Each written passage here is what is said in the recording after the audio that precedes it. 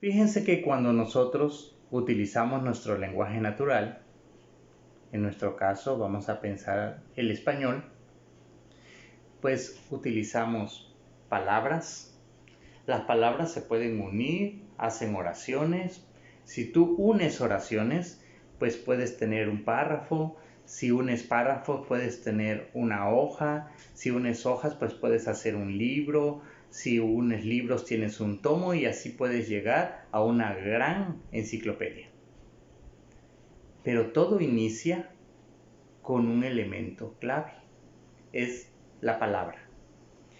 ¿Cuál sería el equivalente de una palabra? Si nosotros nos acercamos a una palabra, por ejemplo, de las primeras que empezamos a decir como mamá o papá, si nosotros le ponemos una lupa y nos acercamos a esa palabra en nuestro idioma natural, pues vamos a ver que tiene elementos básicos.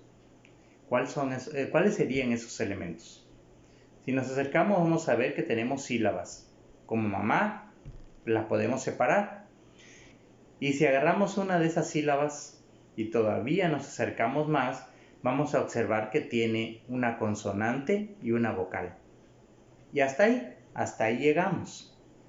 Nos podríamos preguntar, ¿cuál sería el equivalente de una sílaba en matemáticas? En matemáticas hay algo que se le llama un término, que en la presentación que les voy a proporcionar en unos momentos vamos a poderlo ver, pero adelantando un poco.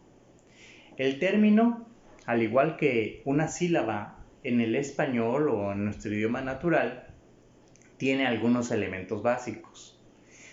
¿Cuáles son esos elementos básicos?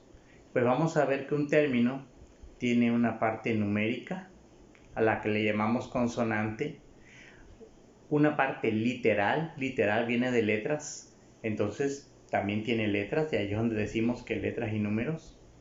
El número es el coeficiente, las letras, pues se le llama así literal, tiene grado y tiene signo. Esos son los 4 elementos. Cuando nosotros unimos términos entre sí, pues realizamos algo que se le llama una expresión matemática. Cuando nosotros hacemos palabras y después hacemos oraciones, nos estamos expresando. Nos dicen, como al niño que le dice a su mamá, es que este niño aún no se sabe expresar. Y cuando dice eso, se refiere a que no sabe cómo formar sílabas, palabras, oraciones, párrafos y hacer toda una carta. Entonces aún no sabe expresarse. Ocurre exactamente lo mismo en las matemáticas. Cuando nosotros aprendemos a construir términos, a unirlos entre sí, entonces estamos expresándonos matemáticamente. En nuestro lenguaje nosotros podemos escribir una carta. Entonces tenemos que aprender a escribir. También tenemos que aprender a leer. O sea, leer y escribir. En las matemáticas debe ocurrir lo mismo. Debemos aprender a escribir expresiones matemáticas. Y debemos de tener la capacidad de leer expresiones matemáticas. Cuando nosotros en nuestro lenguaje natural aprendemos a leer y escribir, surge un tercer nivel que se llama comprensión. Por eso hay cursos de lectura y comprensión.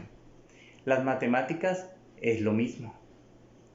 Primero se aprende a leer matemáticas, se aprende a escribir matemáticas y después podríamos entrar en un tercer nivel que se llama comprensión.